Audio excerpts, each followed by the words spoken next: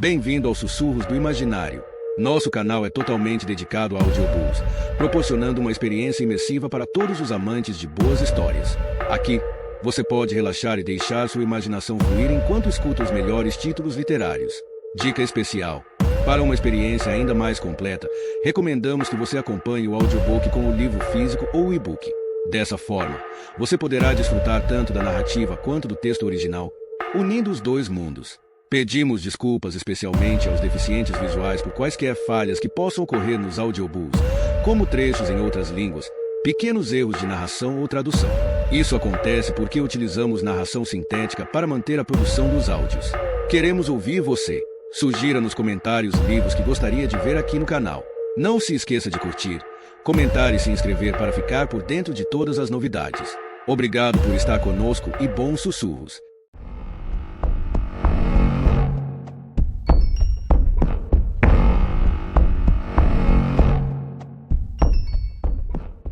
Capítulo 8. Quando abri a porta, o vento me deu um empurrão, como um convidado esbarrando em mim ao entrar na casa com passos cambaleantes de bêbado. Tive que fazer força para sair, encolhendo os ombros contra o vendaval.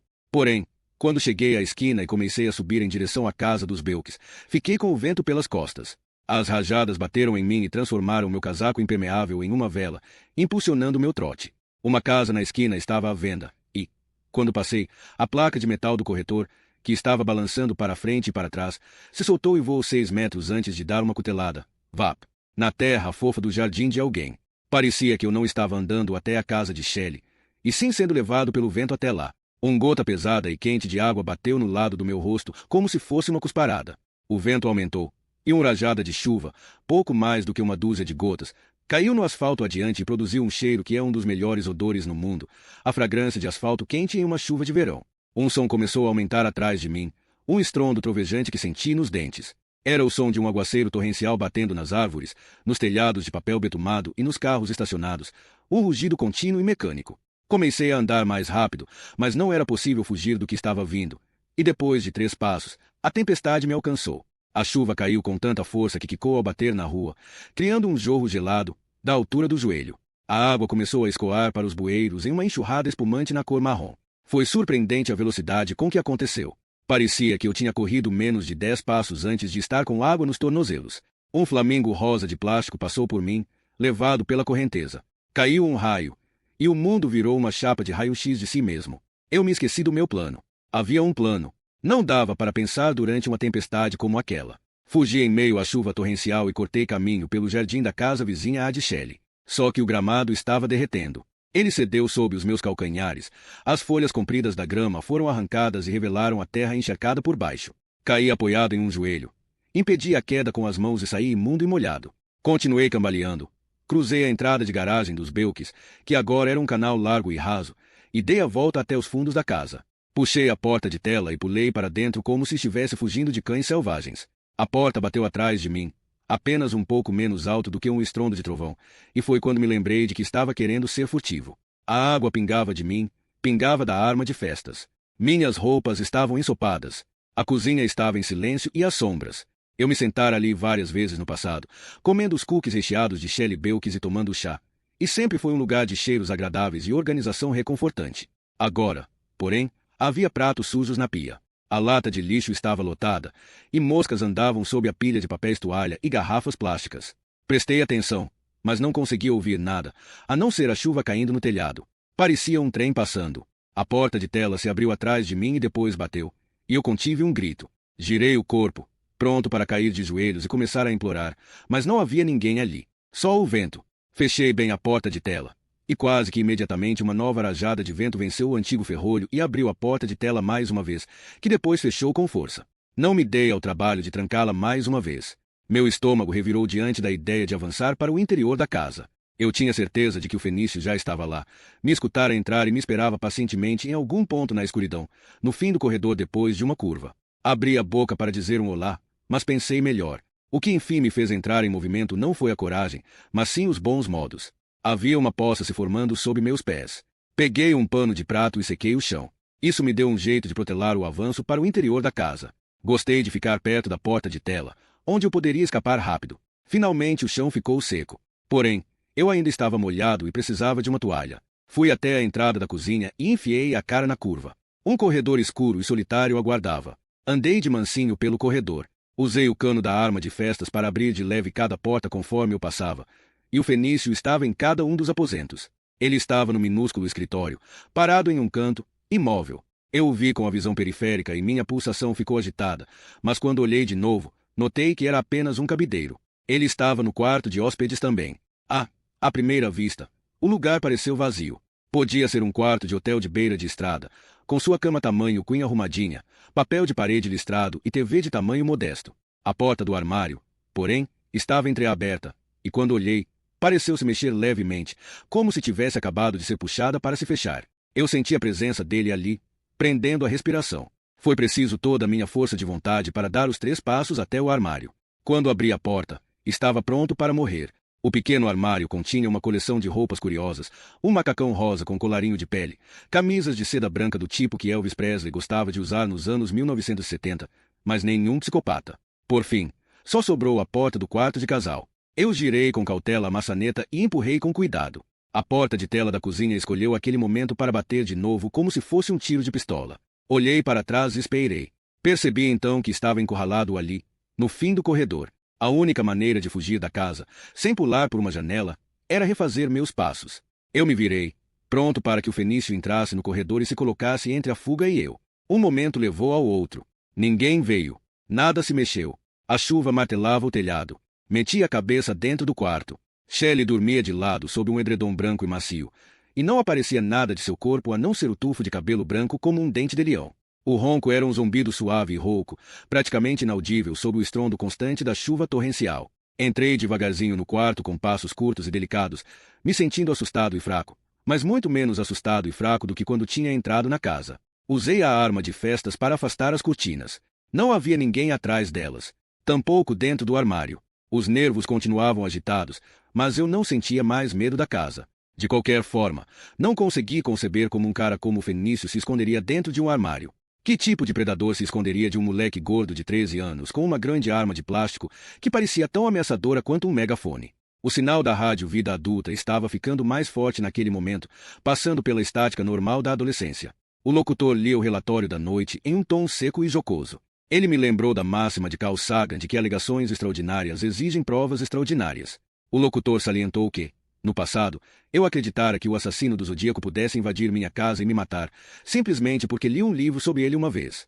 Ele lembrou aos ouvintes que, aos 12 anos, Michael Figlione economizara a mesada por 6 meses para comprar um detector de metais porque achava que havia uma grande chance de encontrar dobrões espanhóis enterrados no quintal. A rádio Vida Adulta queria que o público soubesse que minha teoria atual, de que o Fenício possuía uma câmera capaz de roubar pensamentos, era baseada no estudo intenso das divagações dementes de uma idosa e de um instantâneo aleatório descoberto embaixo de uma lixeira. Mas, e quanto ao incêndio na academia? Sim, a rádio Vida Adulta admitia que houvera um incêndio impressionante na academia do Sr. Belkis. Considerando a tempestade de raios que acabará de cair, os bombeiros de Cupertino provavelmente responderiam a muitos incêndios naquela noite. Será que pensei que a tempestade também era obra do Fenício? Será que era outro de seus superpoderes? Ele tinha uma câmera que destruía mentes. Será que o Fenício também tinha um guarda-chuva que cuspia tempestades no céu? Eu deveria me considerar sortudo por ele não ter usado sua feitiçaria para fazer chover pregos. Esse foi o limite da zombaria da rádio Vida Adulta que eu estava disposto a ouvir naquele momento. Eu estava molhado, com frio, mas em segurança, e isso bastava. Talvez depois, sim, depois, eu ligasse o rádio para ouvir o restante do programa. Talvez parte de mim estivesse ansioso para ficar me punindo e zoando a minha imaginação exagerada digna de além da imaginação. Eu estava de saco cheio das minhas roupas encharcadas e enfiei a cabeça no banheiro da suíte. Havia um grande roupão branco com bordado dourado pendurado em um gancho ao lado do boxe, o tipo de roupão que se espera encontrar em um hotel 5 estrelas. Parecia quase tão bom quanto se enfiar na cama em algum lugar. Sequei a arma de festas, coloquei ela ao lado da pia e tirei a camiseta molhada. Deixei a porta aberta entre o banheiro e o quarto, mas fiquei atrás dela caso Shelley Belkis acordasse, para que não se assustasse com a visão das minhas banhas rosadas expostas. Àquela altura, a chuva estava diminuindo um pouco e virou um estalo grave e aconchegante no telhado. Enquanto secava meus peitinhos e as costas, me senti relaxando. Eu havia planejado ficar sentado na cozinha, perto da porta de tela, pronto para correr ao primeiro sinal de um psicopata, mas agora começava a fantasiar com chocolate quente e cookies vendidos por escoteiras. A chuva estava passando, mas os raios continuavam caindo sem parar. Veio um relâmpago perto o suficiente para encher o banheiro com o clarão de uma luz prateada quase ofuscante. Tirei a calça que estava completamente encharcada. Tirei as meias ensopadas também. O raio piscou outra vez, até então o clarão mais intenso. Entrei no roupão. Era ainda mais macio e fofo do que eu imaginara. Era como usar a pele de um Ewok. Sequei o cabelo e a nuca com uma toalha. E o raio caiu uma terceira vez. E Shelley reagiu a ele com um gemido baixo de tristeza. Então entendi e também quis gemer. Todos aqueles clarões de relâmpagos e nem um único trovão. O medo se encheu dentro de mim como um balão. Uma coisa se expandiu na barriga, empurrando os órgãos para longe. O clarão branco espocou novamente, não do lado de fora, mas dentro do quarto. Havia uma única janela no banheiro, mas eu não sairia por ela. Era feita de tijolos de vidro, instalada dentro do boxe, e não podia ser aberta. A única saída seria passar por ele. Peguei a arma de festas com a mão trêmula. Achei que talvez conseguisse arremessá-la no fenício, no rosto dele, e correr. Dei uma olhadela pela beirada da porta. Minha pulsação estava bombando. O flash espocou. O fenício estava ao lado da cama, curvado sobre Shelley, olhando pelo visor. Ele havia retirado as cobertas de cima dela. Shelley estava encolhida de lado, com a mão protegendo o rosto. Mas, enquanto eu observava, o fenício agarrou seu pulso e forçou o braço para baixo. Nada disso, falou ele. Vamos ver você. O flash espocou novamente, e a câmera zombiu. A Solaris cuspiu uma foto no chão. Shelley soltou um som baixo e ofendido de recusa, um barulho que quase soou como um não. Uma pilha de instantâneo cercava as elegantes botas de salto alto cubano do fenício. O flash disparou mais uma vez e outra foto caiu na pilha. Dei um passinho em direção ao quarto. Mesmo isso exigiu coordenação demais para um gordo relaxado como eu, e a arma de festas tocou no batente da porta. O barulho me fez querer chorar, mas o fenício não olhou para mim, tão concentrado que estava no serviço. A câmera ganiu e bateu uma foto. Shelley tentou erguer a mão de volta para proteger o rosto. Não, sua puta, xingou o fenício, que agarrou o pulso e abaixou a mão dela com força. O que eu disse? Sem se esconder. Pare, falei. A palavra saiu da minha boca antes que eu percebesse que ia falar. Foi por causa da maneira como ele não parava de abaixar a mão de Shelley com força. Aquilo me ofendeu. Isso faz sentido. Eu queria correr dali mais do que qualquer outra coisa, mas não consegui porque não deu para suportar a ideia de vê-lo tocando em Shelley daquela forma. Era indecente. Ele olhou para trás sem nenhuma surpresa. Baixou o olhar para a arma de festas e deu um pequeno muxoxo de desdém. Ela não enganou ninguém. Ora, veja só, disse o fenício. É o gorducho. Pensei que aquele velho desgraçado pudesse mandar alguém para cuidar dela. De todas as pessoas no mundo, se eu pudesse escolher apenas uma, eu teria escolhido você, baleia. Vou me lembrar dos próximos minutos com enorme prazer, pelo resto da vida. Eu vou, mas você, não. Ele se virou para mim com a câmera. Ergui a arma. Tenho certeza de que a intenção era arremessá-la, mas, em vez disso, meu dedo encontrou o gatilho. A buzina tocou. O confete explodiu em uma chuva de purpurina. As lâmpadas de flash estouraram. O fenício foi para trás como se alguém tivesse socado o peito dele. O salto alto da bota direita pisou naquela pequena pilha de fotografias, aqueles quadrados plásticos escorregadios, e deslizou. A parte posterior das pernas bateu em uma mesinha de canto. Um abajur caiu no chão, e a lâmpada estourou. O fenício deu um pulo para a frente, e Shelley esticou a mão, agarrou o pano da calça e puxou. Ele cambaleou de olhos fechados, bem na minha direção. Ele soltou um som entre um rosnado e um rugido.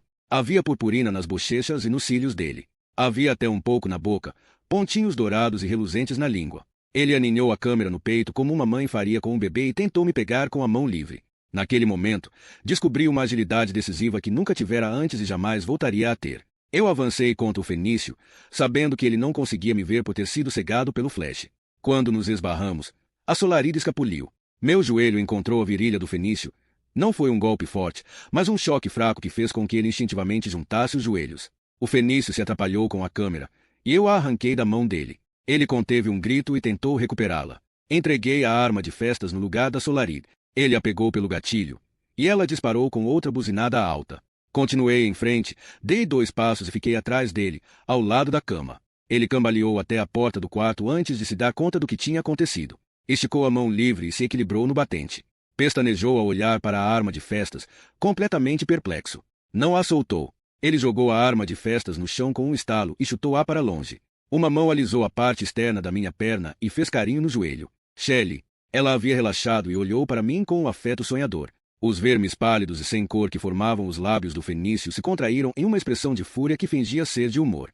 Você não imagina o que vou fazer com você. Não vou te matar. Não vou nem te machucar. Fazer uma dessas coisas seria demonstrar um respeito que você não merece. Vou apagar você, caralho. Seus olhos negros se voltaram para a câmera em minhas mãos, depois retornaram para o meu rosto. Solta isso, seu gordo de merda. Você tem ideia do que essa câmera faz? Sim, respondi com uma voz trêmula e levei o visor ao olho. Tenho? Sim. Sorria.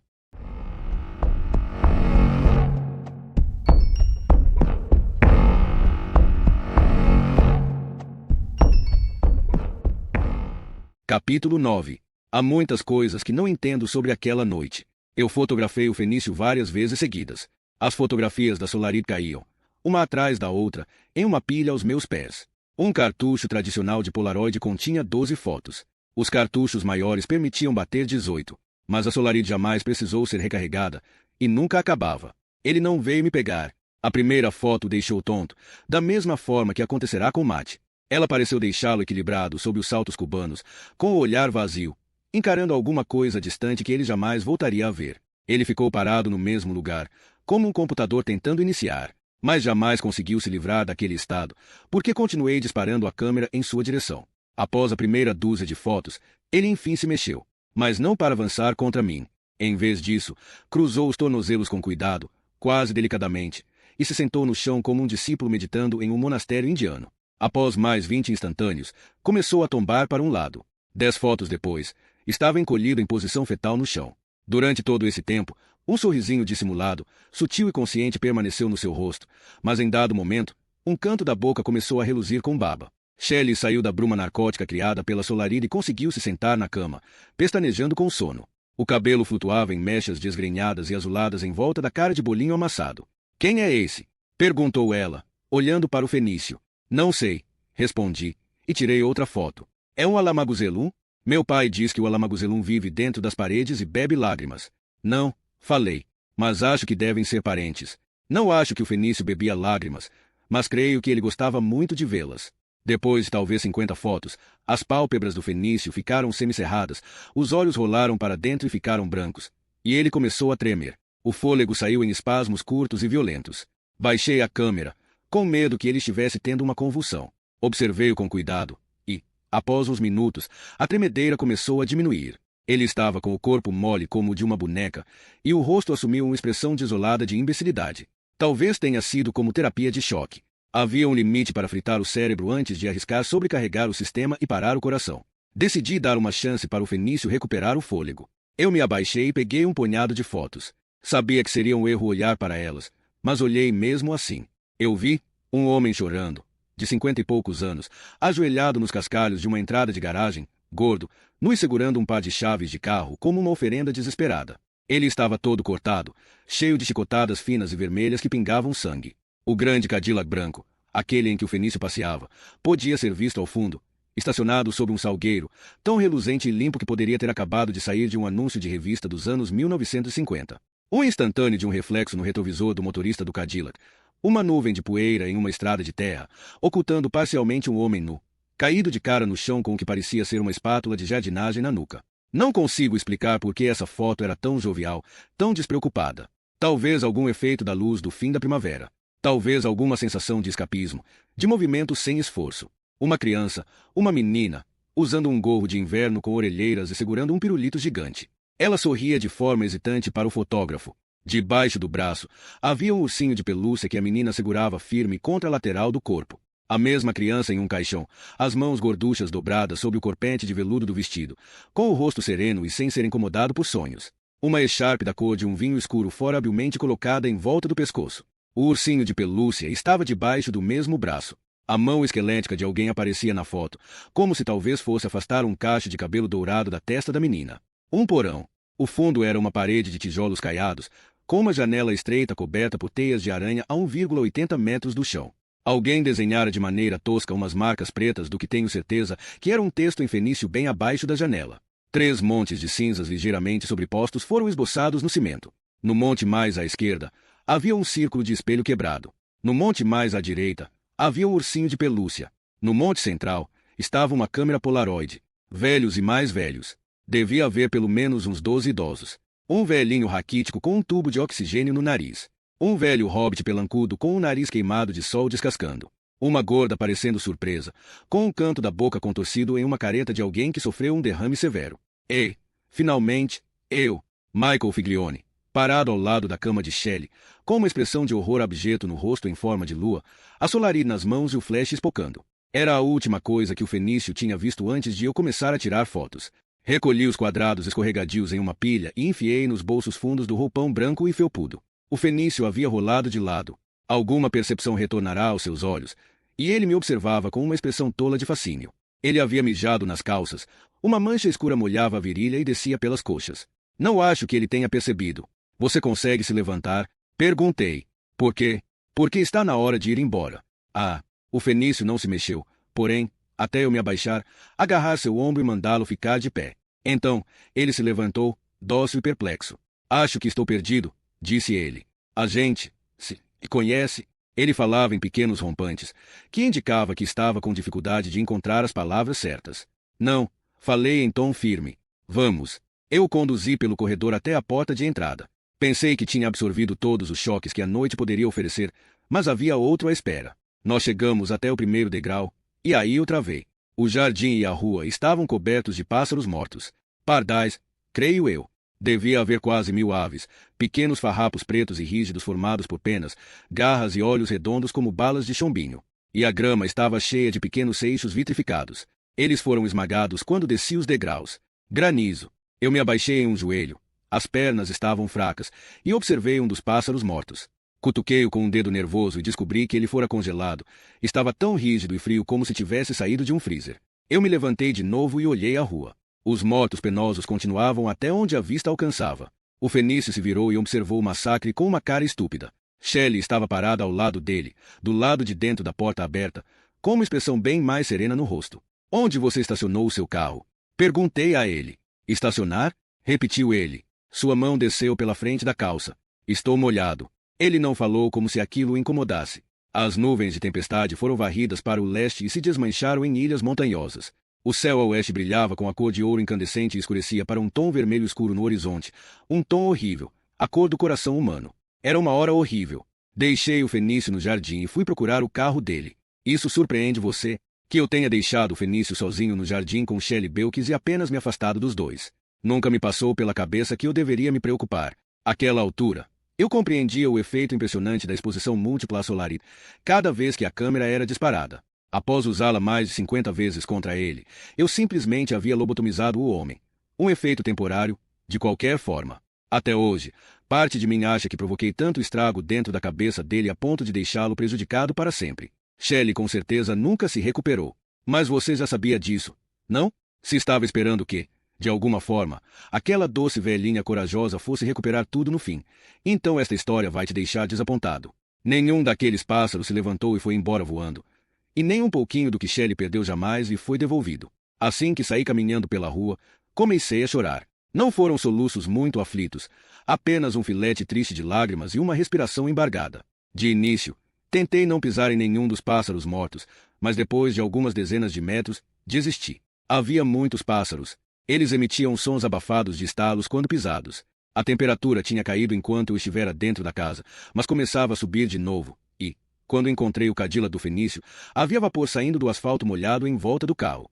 Ele não tinha estacionado longe, apenas ao lado do meio-fio na esquina, onde o conjunto habitacional ainda não se tornava um conjunto de verdade. Havia sítios de um lado da estrada, bastante espalhados, mas um paredão denso de floresta e arbustos espinhosos do outro. Um bom lugar para deixar um carro por um tempo se não quiser que ninguém note. Quando voltei à casa dos Belkis, o Fenício havia se sentado no meio-fio. Ele segurava um pássaro morto pela perna e o inspecionava com atenção. Shelley encontrara uma vassoura e estava varrendo o jardim inutilmente, tentando recolher os pequenos cadáveres. Anda logo, falei para ele. Vamos. O Fenício colocou o pássaro morto no bolso da camisa e obedeceu, ficando de pé. Eu o acompanhei pelo caminho rua acima até a esquina. Não percebi que éramos seguidos por Shelley e sua vassoura até que estávamos quase chegando ao grande Cadillac do Fenício. Abri a porta do carro e, após um momento em que ficou encarando de forma inexpressiva o banco da frente, o Fenício se sentou atrás do volante. Ele me deu um olhar esperançoso, aguardando que eu lhe dissesse o que fazer a seguir. Será que ele ainda se lembrava de como dirigir? Me perguntei. Eu me debrucei para dentro do carro a fim de bater em seus bolsos à procura das chaves, e foi aí que senti um cheiro de gasolina de lacrimejar os olhos. Olhei para o banco de trás e vi uma lata vermelha de gasolina ao lado da pilha de álbuns de fotos. Soube então o que, no fim das contas, os investigadores de incêndios criminosos ainda levariam 3 semanas para descobrir que o incêndio na academia do Sr. Belkis em Cupertino não fora causado por um raio, mas por maldade. O apagão na vizinhança, por outro lado, foi mesmo uma consequência da tempestade. Tenho menos certeza de que a tempestade em si foi um evento puramente natural. Uma hora antes, eu havia considerado a possibilidade de que o fenício pudesse ter alguma influência oculta sobre o clima e rejeitei a ideia com uma certa aversão, achando graça. Mas ela parecia menos absurda depois que vi aqueles acres de pássaros massacrados. Será que ele teve algum envolvimento com a tempestade? Afinal de contas, talvez sim, talvez não. Eu falei que havia muita coisa sobre aquela noite que não entendo. Eu me imaginei metendo a mão no banco de trás do Cadillac e jogando sobre o fenício o pouco que sobrou dentro do galão de gasolina, depois soltando o isqueiro do carro no colo dele. Mas é claro que não faria aquilo. Eu me senti mal pisando em um pardal morto. Dificilmente mataria um homem. Deixei o galão de gasolina onde estava, mas, por impulso, peguei o álbum de fotos do topo da pilha e enfiei debaixo do braço. Encontrei as chaves no cinzeiro do painel e dei partida no Cadillac para ele. O fenício me encarou com um olhar sincero. Você pode ir embora agora, falei. Para onde? Qualquer lugar, desde que seja longe daqui. Ele concordou com a cabeça devagar, e depois um sorriso simpático e sonhador apareceu em seu rosto leproso. Aquele gin espanhol fode com a gente, hein? Eu devia ter parado na primeira dose. Tenho a impressão de que não vou me lembrar de nada disso amanhã de manhã. Talvez eu deva tirar uma foto sua, sugeriu Shelley, por trás de mim. Para que você não esqueça. Ei, disse ele. É uma boa ideia. Dê um sorrisão, mocinho, falou Shelley. Ele obedeceu, e ela acertou os dentes do fenício com o cabo da vassoura. O golpe produziu um estalo ossudo e virou a cabeça dele de lado. Shelley gargalhou. Quando o fenício ergueu os olhos, a mão estava tapando a boca, mas havia sangue escorrendo entre os dedos. Seu olhar era como o de uma criança assustada. É melhor você manter essa piranha maluca longe de mim. Berrou o fenício. Ei, vadia. É melhor tomar cuidado. Eu conheço os caras muito maus. Não mais, falei, e bati a porta do carro na cara dele. Ele travou a porta e olhou para nós com uma expressão muda de terror. A mão saiu da boca e revelou sangue nos dentes e um lábio superior que inchava rapidamente, contorcido em uma careta dolorosa de desdém. Eu não esperei para vê-lo partir. Peguei Shelley pelo ombro, virei seu corpo e comecei a caminhar de volta. Estávamos chegando ao jardim quando ele passou de carro. Não havia se esquecido de como dirigir o grande Cadillac afinal de contas, e, pensando a partir da minha perspectiva adulta mais bem informada, não fico surpreso. A memória motora é compartimentalizada, separada de outros processos de pensamento. Muitas pessoas, perdidas por completo na bruma branca ofuscante da senilidade, ainda conseguem tocar perfeitamente certos solos de piano que aprenderam na infância. O que a mente esquece, as mãos lembram. O fenício nem sequer olhou para nós. Em vez disso, estava debruçado sob o volante, olhando de um lado para o outro, com olhos brilhando de ansiedade. Eu tinha visto aquela mesma expressão no rosto de Shelley mais cedo naquele dia, quando ela vasculhou a vizinhança desesperadamente por alguma coisa, qualquer coisa, que pudesse parecer familiar. No fim da rua, ele ligou a seta, virou à direita na rodovia e saiu da minha vida.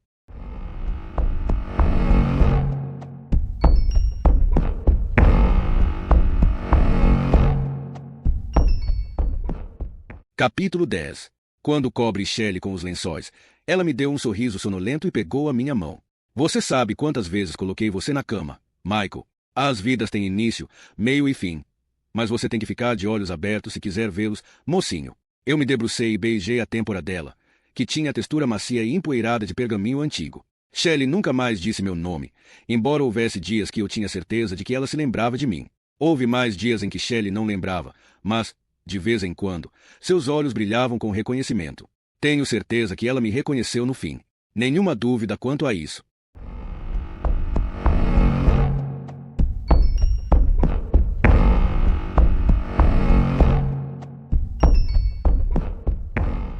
Capítulo 11. O Sr. Belkis só chegou em casa às 2 da manhã. Tive tempo suficiente para me arrumar e colocar as roupas na secadora.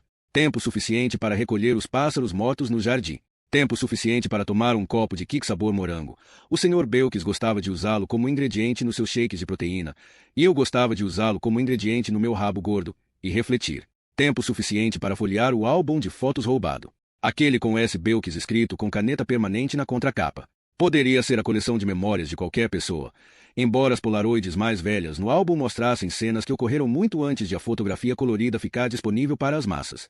E muitos instantâneos eram de coisas que ninguém teria fotografado. Lá estava um cavalinho com rodas de madeira e uma corda enfiada em um buraco na cabeça, sendo puxado sobre uma calçada de concreto. Lá estava um céu azul ensolarado com uma única nuvem, uma nuvem no formato de um gato com o rabo curvado como um ponto de interrogação.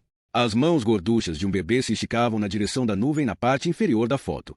Lá estava uma mulher parruda com dentes grandes e tortos, descascando uma batata na pia, com um rádio em caixa de madeira brilhando na bancada da cozinha ao fundo. Por causa da semelhança, imaginei que fosse a mãe de Shelley e que o ano pudesse ser por volta de 1940. Lá estava uma gostosa de 20 anos com o corpo de uma nadadora olímpica, usando calcinha branca, de braços cruzados sob os seios nus e com um chapéu de feltro na cabeça. Ela se admirava em um espelho de corpo inteiro. Era possível ver também o reflexo de um homenzarrão completamente nu, sentado na borda de um colchão. Ele sorria com malícia e observava a mulher em franca admiração. Tive que olhar para essa imagem por meio minuto antes de me dar conta de que a garota era a própria Shelley e o homem atrás dela era seu futuro marido. Na metade do álbum, encontrei uma série de 4 polaroides que me deram um tremendo susto, 4 instantâneos que não consigo explicar. Era a garota de novo, a garota do ursinho de pelúcia. A garota morta que vi nas fotos tiradas da mente do Fenício, fotos mentais.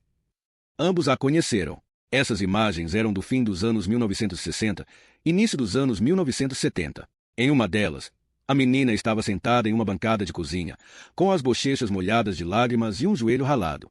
Ela segurava corajosamente o ursinho contra o peito, enquanto as mãos grandes e sardentas de Shelley entravam no quadro com um band-aid. Em outra polaroid, os dedos fortes seguros de Shelley operavam uma agulha e costuravam o chapéu do ursinho de pelúcia de volta à cabeça, enquanto a menina acompanhava com olhos tristes. Na terceira foto, a criança dormia na cama de uma menina rica, cercada por outros ursinhos de pelúcia. Mas o que a garota segurava contra o peito ao dormir era o ursinho de sempre. Na última foto, a menininha estava morta ao pé da escada de pedra mais íngreme do mundo, caída de bruços na poça de sangue que se espalhava, com um braço esticado como se estivesse tentando pegar o ursinho, que acabou parando apenas na metade da escada. Não sei quem ela era. Não era filha de Shelley. Alguém de quem ela cuidou quando era mais jovem, em um primeiro emprego como babá. Aquela escadaria íngreme de pedra não parecia com Cupertino. São Francisco? Talvez. Não sei ao certo qual a relação entre a menina com o ursinho, Shelley e o Fenício. Eu disse que tem muita coisa que não entendo, mas tenho minhas ideias. Acho que o Fenício estava tentando se apagar, que ele estava visitando pessoas que o conheciam ou que poderiam tê-lo conhecido, antes de ele se tornar o Fenício. Acho que cada álbum de foto no carro dele pertencia a alguém que poderia ter se lembrado do homem ou do garoto que fora antes de seu corpo se transformar em um manuscrito profano escrito em uma língua que talvez tenha sido corretamente esquecida. Em relação ao motivo pelo qual ele precisava apagar aquela antiga versão de si mesmo da memória, não vou arriscar um palpite. As últimas fotos do álbum de memória de Shelley foram as mais difíceis de olhar. Você sabe o que havia nelas. Lá estava eu, sentado em um degrau de concreto, permitindo que Shelley amarrasse meus cadarços com as mãos gastas e com manchas de idade que eram bem mais velhas do que as mãos que apareciam nas fotos do ursinho de pelúcia. Eu sentado no seu colo enquanto ela lia para mim Alexandre e o dia terrível, horrível, espantoso e horroroso. Uma versão gorducha de mim com 7 anos, olhos esperançosos debaixo de uma franja desgrenhada, erguendo um sapinho verde dourado, menor do que uma moeda de 25 centavos, para que ela inspecionasse e aprovasse. Deveriam ter sido os braços da minha mãe em volta de mim, e deveria ser meu pai lendo para mim, mas não eram. Era a Shelley. Uma vez atrás da outra era a Shelley Belkis que amava, e dava carinho, para um garoto gordinho e solitário que precisava desesperadamente que alguém o notasse. Minha mãe não queria essa tarefa, e meu pai não sabia como fazê-la. Então isso ficou a cargo de Shelley. E ela me adorava com todo o entusiasmo de uma mulher que acabou de ganhar um novo carro em um programa de TV. Como se ela fosse a sortuda, de ter a sorte de assar cookies para mim, de dobrar minhas cuecas, de aguentar as minhas birras na escola e de beijar meus dodóis. Quando, na verdade, eu era o sortudo e nunca soubera disso.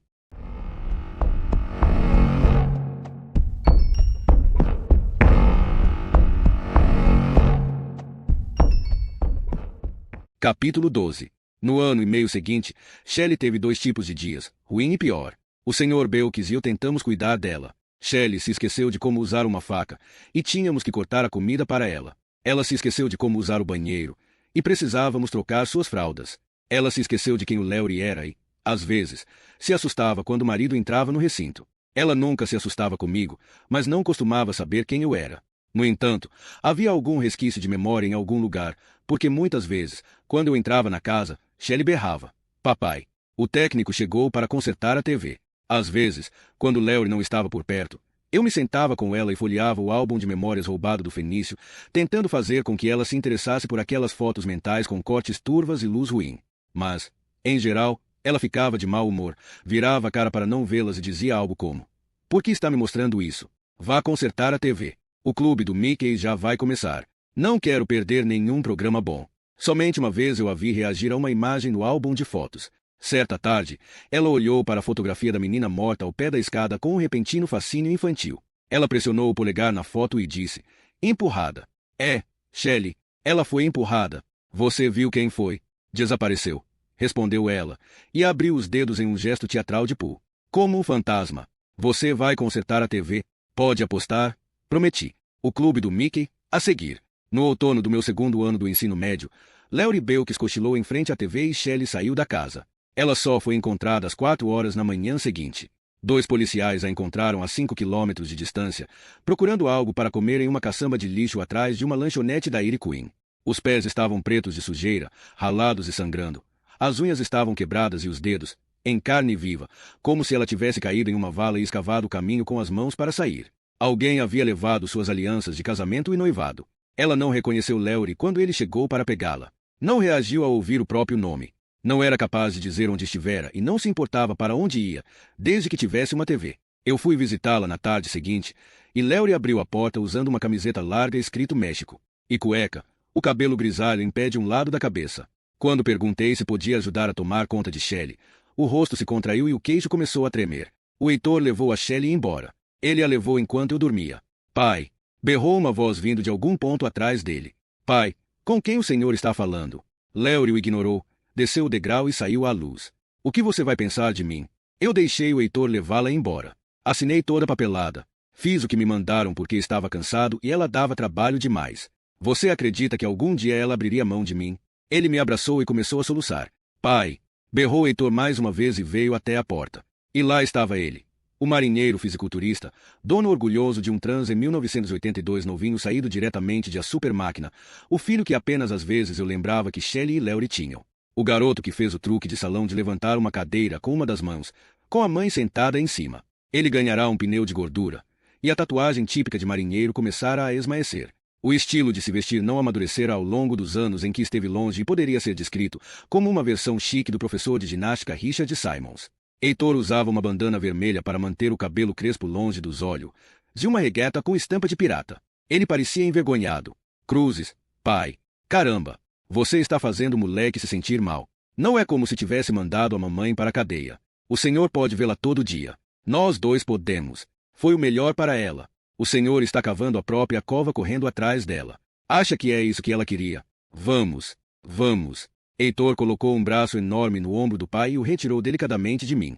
Depois que virou Laurie de volta para casa, ele deu um sorriso constrangido e disse: "Entre, mocinho. Acabei de fazer uns cookies recheados." Quando ele me chamou de mocinho, senti um arrepio. Shelley fora internada em um local chamado Believer. Heitor levará a mãe de carro até lá naquela manhã enquanto o pai cochilava. Não era o Four Seasons, mas ela tomaria os remédios na hora e não vasculharia a caçamba de lixo de uma Dairy Queen à procura de comida.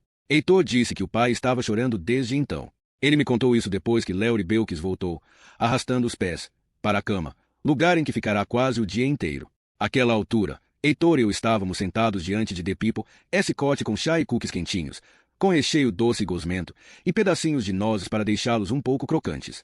Heitor se debruçou sobre o prato para falar comigo em um tom confidencial que era completamente desnecessário, visto que estávamos sozinhos. "Eu costumava sentir um pouco de ciúme de você, sabia? Da forma como a mamãe falava de você. Da forma como você fazia tudo certo. Boas notas. Nunca respondia mal. Eu ligava para a mamãe de Tóquio para dizer que tinha acabado de comer sushi com um parente do imperador, e ela me dizia: 'Ah, que legal.' Por falar nisso, o mocinho acabou de inventar um reator nuclear que funciona com peças sobressalentes de Lego e elásticos." Ele balançou a cabeça e sorriu por baixo do bigode de Tom Selleck. "Porém, ela estava certa sobre você. Você é exatamente o moleque bom caráter que minha mãe dizia que era. Se não fosse por você, não sei como meu pai teria conseguido passar o último ano e meio. E a mamãe, antes de tudo escapar da mente dela, você lhe deu um motivo para sair da cama todas as manhãs. Você a fez rir. Você a fez bem mais feliz do que eu a fiz na vida, acho." Fiquei mortificado. Não sabia o que dizer. Olhei fixamente para a TV e, com a boca meio cheia, falei: "Ótimos cookies." iguaizinhos aos da sua mãe. Ele concordou com a cabeça, muito cansado. Encontrei a receita em um dos cadernos dela. Sabe como minha mãe o chamava? Cookies recheados, favoritos do Mike, respondeu ele.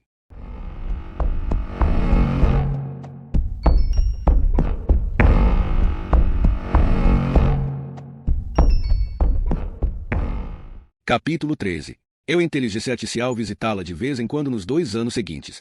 Às vezes, ia com Leury, às vezes, com Heitor, que se mudou para São Francisco para ficar mais perto dos pais. Depois, eu mesmo ia de carro sozinho. No primeiro ano, mais ou menos, Shelley sempre ficava contente em me ver, mesmo que pensasse que eu era o técnico da TV. Mas, quando eu estava no último ano do ensino médio, ela não me reconhecia mais, ou qualquer outra pessoa. Shelley ficava sentada diante da TV no salão comunal lotado, o espaço iluminado pelo sol que cheirava a urina, idosos e poeira, um lugar com piso de cerâmica sujo e mobília desgastada de segunda mão. A cabeça pendia para a frente, com as dobras do queixo enfiadas no peito. Às vezes ela sussurrava para si mesma.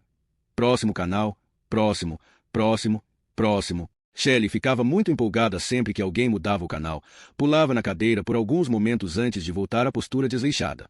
Talvez um mês antes de eu ir embora para o Instituto de Tecnologia de Massachusetts, fui de carro até São Francisco para o encontro de entusiastas de computadores caseiros e, na volta, deixei a rodovia interestadual 2 saídas antes e passei na Bellevue para visitar Shelley.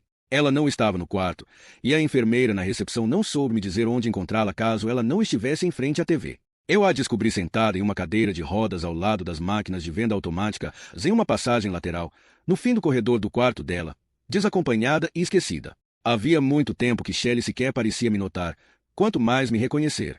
No entanto, quando me ajoelhei ao seu lado, alguma consciência obscura se iluminou naqueles olhos verdes que haviam se tornado tão suaves e esmaecidos quanto o vidro marinho. Mocinho, sussurrou Shelley. O olhar dela se afastou e voltou. Odeio isso. Queria poder esquecer. Como respirar.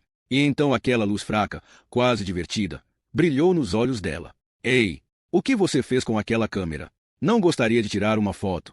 Uma lembrança da sua melhor amiga. Senti um arrepio gelado nas costas inteiras, como se alguém tivesse jogado um balde de água fria em mim. Pulei para longe dela. Depois dei a volta para trás de Shelley, segurei nos pegadores da cadeira e empurrei-a para o interior do salão, levando-a rápido à recepção. Eu não quis saber o que ela queria dizer. Não quis pensar a respeito. Enquadrei a enfermeira atrás do balcão e fiz barulhos raivosos para ela. Disse que queria saber quem tinha deixado minha mãe do lado da porra de uma máquina de venda automática e quanto tempo ela tinha ficado ali e quanto tempo mais ela teria ficado se eu não tivesse passado por acaso para uma visita. Quando citei Shelley como mãe, eu não tinha noção de que aquilo era mentira. E fez bem me sentir com raiva. Não era tão bom quanto ser amado, mas era melhor que nada. Eu berrei até a enfermeira ficar ruborizada e parecer aflita e envergonhada. Fiquei satisfeito ao vê-la secar os olhos com um lenço de papel, ver a forma como as mãos tremiam quando pegou o telefone para ligar para o supervisor. E enquanto eu esbravejava, Shelley permaneceu sentada na cadeira de rodas, com a cabeça pendendo sobre o peito, tão esquecida e invisível como ela estivera ao lado das máquinas de venda automática. Nós nos esquecemos tão facilmente.